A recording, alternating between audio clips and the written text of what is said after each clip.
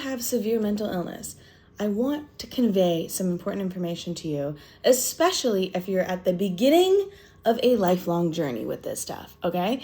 I am 15 years into having a psychotic mood disorder. I have been in full remission, essentially, for 10 years, and I have been in complete remission for 8 years. Now, I still have issues, but this is why I'm qualified to talk about the topic.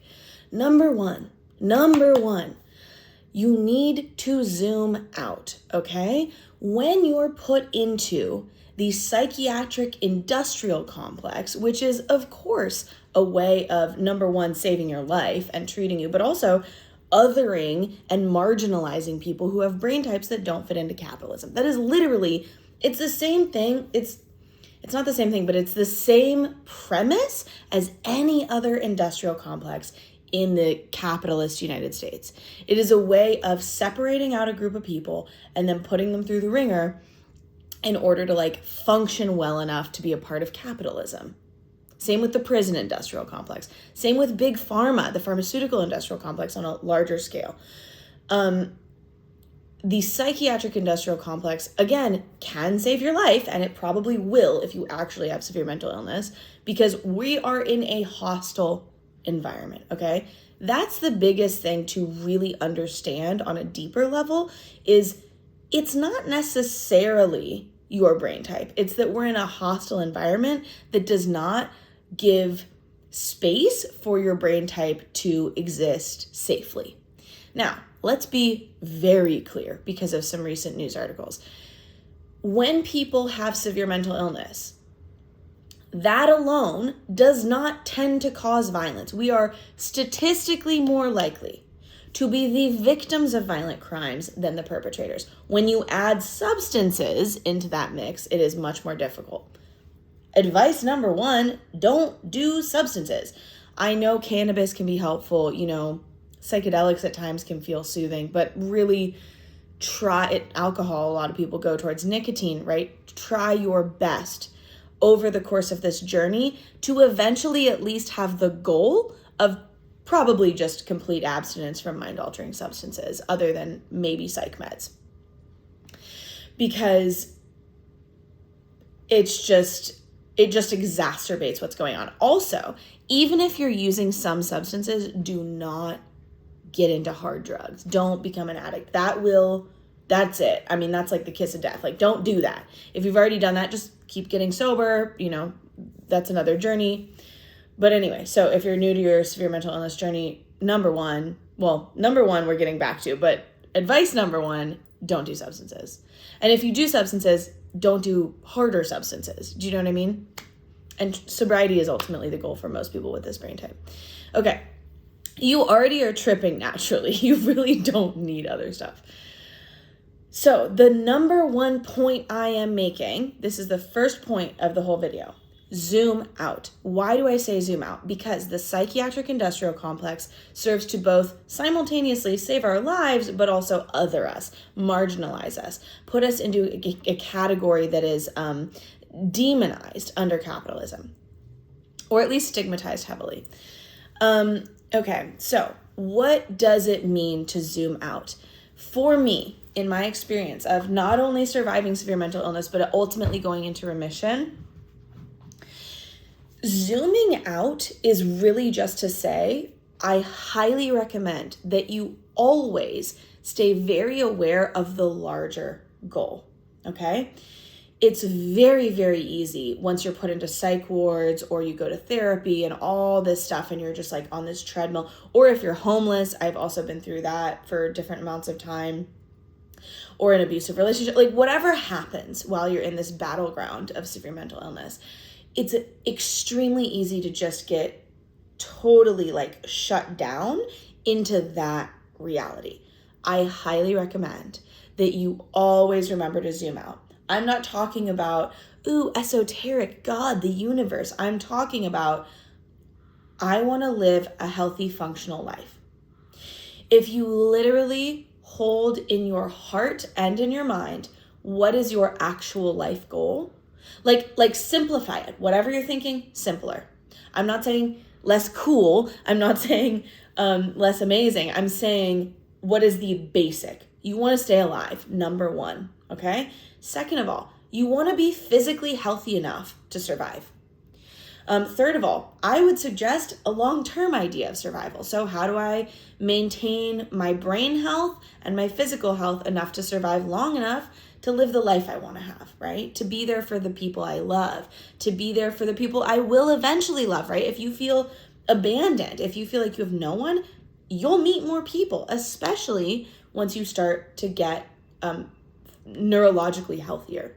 Okay, so point number one, zoom out. Zooming out entails, remember the real goal, the primary goal, the most basic, kind of the most, the core level goal that you can come up with, okay?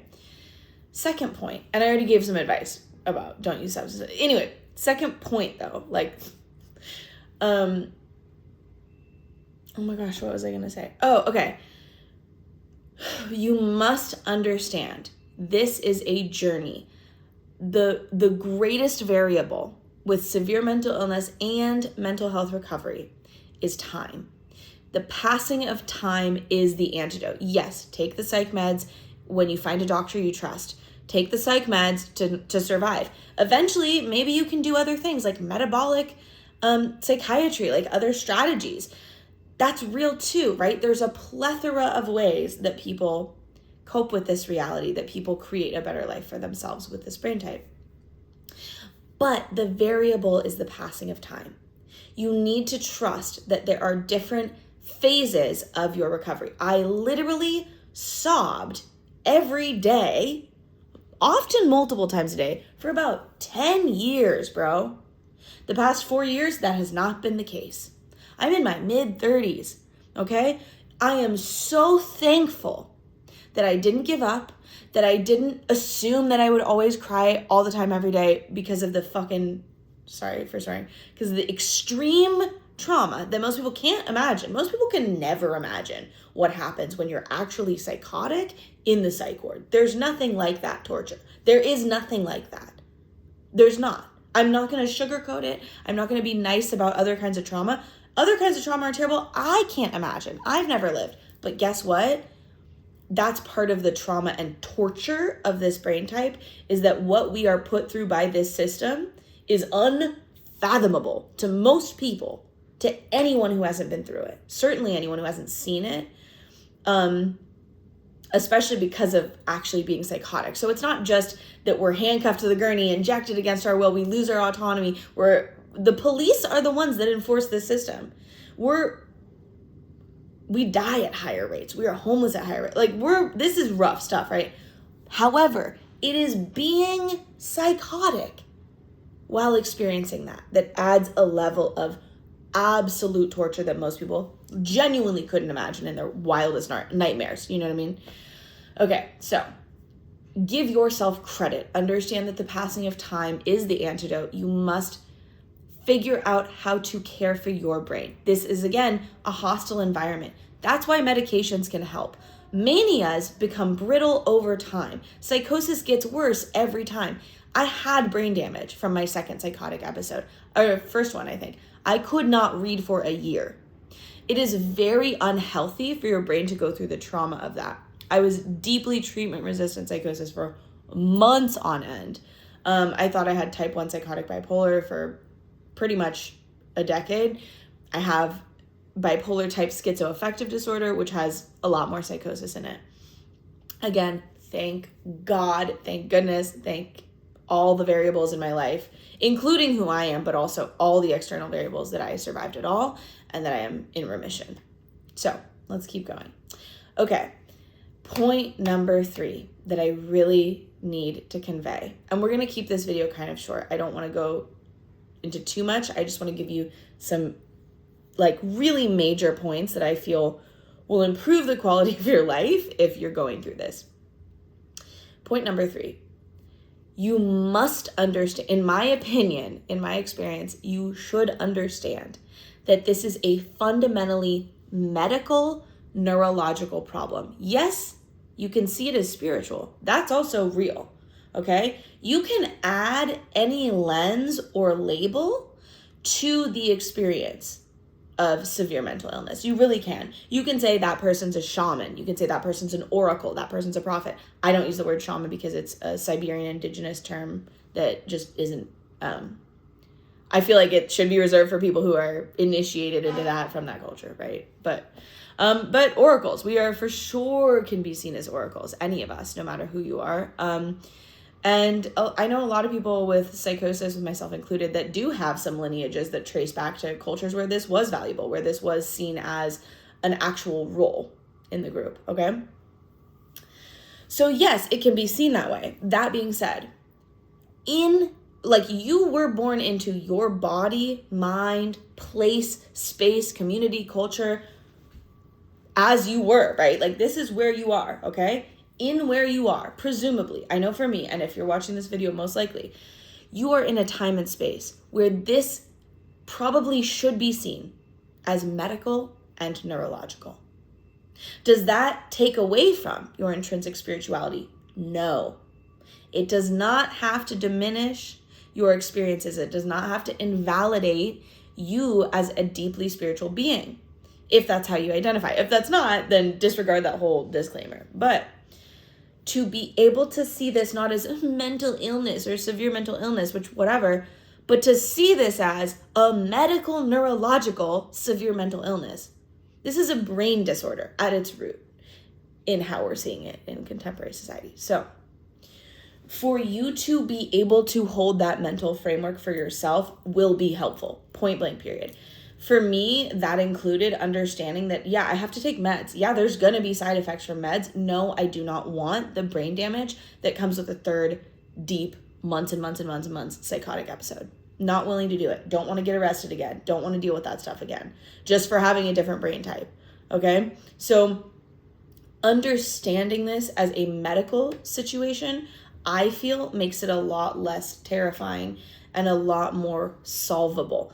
Ultimately, you want this to be solvable. Now, this is the biggest persuasive thing I tell people when they don't want to take meds. By the way, when I say people when they don't want to take meds, I'm talking about friends. I'm talking about people I've met in treatment facilities, people I've met in psych wards, in locked unit facilities, when I was homeless, in party settings. Like, these are just people that also have, whether it's bipolar, schizophrenia, or schizoaffective, that I've communicated with throughout my life. I'm about to be 34 in a few months. I'm super excited. I'm so glad to live this long. I did not think I was going to survive this long when I had my first few episodes. That shit was very scary, to say the least. Let alone that I could go back to school, When you have challenges ahead of you as someone with severe mental illness, it very well could feel like you're not going to be able to do it. And guess what? You can do it, okay? For me, I never thought ever that I could live alone without dying, basically, because of how bad my mental illness was. Like, I was non-functional, bro. That turned out to not be the case. I was able to do it. I'm able to do it. I'm doing it well, okay? I still need to make more money. It's not going great in some ways, but I'm piecing together a life. I never thought that I could successfully go back to school after dropping out after my first psychotic episode. Again, horribly treatment resistant psychosis, like scary, like in a horror movie, okay? Like, I looked like the protagonist or antagonist in a scary movie. Like, this shit was raw, bro. There was no way out of it, I never thought I could go back to school. I went back to school and I got a master's degree. I got a graduate degree. I got an undergrad degree in interdisciplinary biology, which is what I originally wanted to study, with honors. And then I went back and got a grad degree. I'm not saying everyone can do that.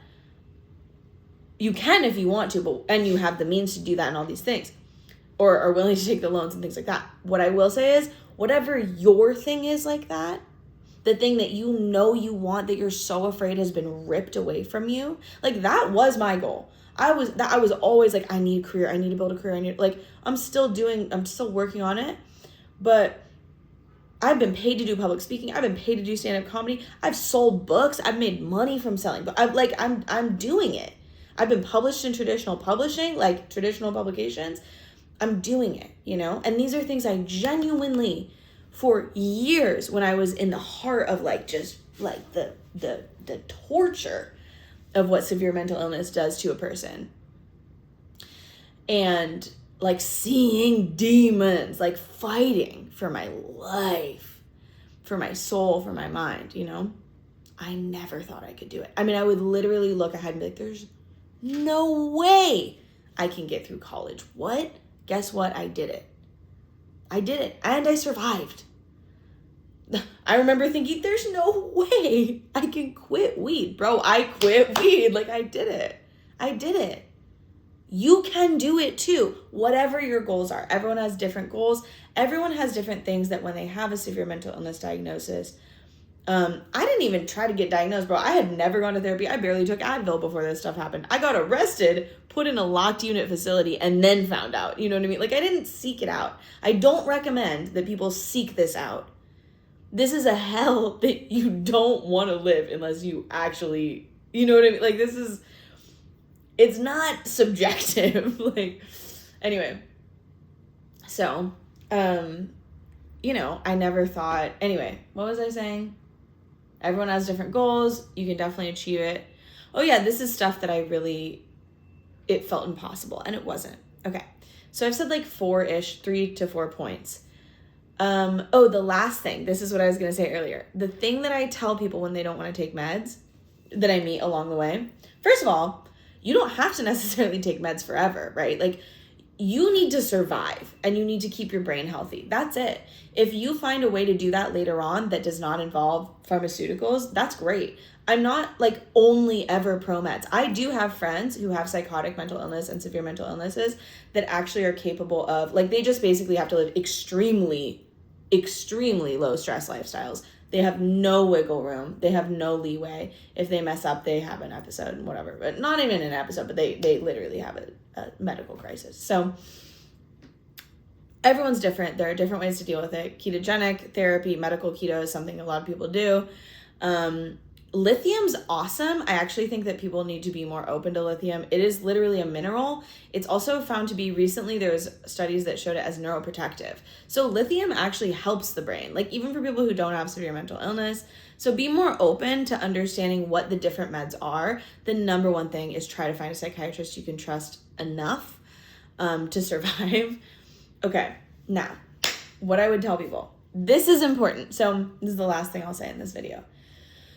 When you are someone with severe mental illness, you naturally, when you're in, like, if you're having a true psychotic break, I'm not talking about, like, if someone hasn't had this, they don't know what the fuck I'm talking about. They think, oh yeah, anxious, oh, I felt weird once. That's not the same thing. I can assure you that is unrelated to what I'm talking about, okay? So it's not like a nervous breakdown. Like, that's not what I'm talking about. I'm talking about channeling demons for months and, like, near-death experiences where you're rehydrated in a locked unit facility because you're, like, on the brink of death, bro. Like, it's not games, okay? This is not subjective. This is not a fine line. This is not debatable. This is a binary, in my opinion. Like, you've been through it or you haven't, okay? There's obviously, like, more fuzzy, hazy, like, ends of the spectrum and stuff, but ultimately, like, it is what it is. So if you have severe mental illness, you are naturally someone who has, when you're in the experience of psychosis or severe issues that are around that kind of thing, you have 2 feet, in my opinion, in the spirit realm. You're channeling. You're seeing everything. You're seeing all layers of reality, okay? For a lot of people that have mania and psychosis in these types of disorders, they don't want to take psych meds because they're so afraid that psych med will put both their feet across this line into the physical realm, that they will lose contact with the spirit realm. I do not believe that is the case. My experience of it as someone, I think the vast majority of people, 95% of people, 2 feet in the physical realm at all times. They've never even seen the spirit realm. That's why everyone loves doing psychedelics and tries to trip all the time and do ketamine and this therapy and that, because they've never seen it over there. So they're like, oh, I want to do this psychedelic so I can kind of feel this basically simulated synthetic version of what we go through naturally in a much, much, much, much, much, much deeper way. Okay? That's why it's so popular for normal people, which is 95% people, to do psychedelics. That's literally why. So we have 2 feet in that realm. Mind you, when you're in a real state of psychosis, like for real, I'm not talking about drug-induced psychosis. I'm talking about your brain brought you there. And it can be triggered by drugs, but do you know what I mean? Like, it's not just from drugs. That's a very different experience. But when you really have this brain type, you have 2 feet in the spirit realm. When you're in those states, as you know, if you have severe mental illness, you can't access the physical realm. I didn't know that when I was in the psych ward, I wasn't on a pirate ship. There was no part of it that wasn't a ship. You're channeling. Like, okay? So, and when you take the medication for this, you will have 1 foot in the physical and 1 foot in the spiritual. Now, if you want, you can fight to get kind of both of those feet towards the physical realm. If you are someone who's like, I hate my brain type. Like, most of us aren't like that because we know the power of what we've been through that, again, most people can't even can imagine. So you will have 1 foot in the physical, 1 foot in the spiritual. You will never lose your connection with the magic of who you are, with the magic and beauty and power and intensity of your brain type. I don't care how much meds you're on. You might feel sedated, you might feel stressed, whatever, but at the end of the day, at the beginning of a new day, it is most important that you stay alive, that you survive, that you stay healthy enough, that you keep your brain healthy enough. And yeah, it's scary when you have brain damage, but guess what? You can recover. It just takes time, okay? You are important. People with this brain type are important to the society. This is the missing piece. I always say this. I 100% know and believe and trust our insight on the feared margins. Mind you, you only ever hear from people with privilege who have this, even though this impacts all groups at the same rates. In fact, it does impact American Indian and Alaska Native people more, but severe mental illness technically is about 2% of every demographic, every group, every country around the world, every religion, anybody. There's a little group of us in all demographics that have this. So do not listen to the internet narratives that it's like this, you know, it's like you're only seeing people with privilege because people with privilege have enough money to survive, bro. Everybody else is still homeless, still in locked unit facilities, in the prison industrial complex, funneled into there, right? Died. It's so important that you survive. It's so important that you value your brain type. Your insight can help this world, this existence, our species of human beings in general be better and do better. And that doesn't mean you have to go out and do all this stuff. I'm just saying you existing, you surviving is a blessing and an honor for our species, okay? You might end up making art about lost lineages in your family history, that this is a painting about how bloodlines are erased because of United States colonialism, right? Like you might, whatever, like, I don't know, you might make music, like you might find different pathways. It might just be as simple as showing the people in your immediate vicinity, your loved ones, that you can survive, okay? Your brain is important. You are important. Take care of your physical health too. And just one person with severe mental illness, psychotic mood disorder to another, I love you so much just for being you, okay? You exactly as you are is beautiful. Do not let people who have no idea what this is about, what this is like, what we go through, tell you their guesses at who you are or who you're supposed to be. Who you're supposed to be is someone who makes it, bro. You're supposed to survive. I believe in you. Thank you for taking the time to watch this. Share this with anyone who needs it. You know, please do like the video, subscribe to my channel. I archive and unarchive my videos all the time. I had hundreds of videos up. Now I have 0, or like 1 or 2, but it'll ebb and flow. I'm just trying to figure out how I can be most useful. Online, I'm not as good in digital spaces. I feel a lot more confident in the physical reality and in-person interactions. Like stand-up comedies in person, all this other stuff is in person. So let me know in the comments as well if there's specific things you want to hear about, or you want me to like try to open a discussion about, at least in some way or another. And yeah, thank you again for being here. Please take good care of yourself, of your brain. And as you heal, you can literally, I noticed this for me, I become less selfish the more time that I heal. It's a very selfish thing to try to survive any severe thing, okay?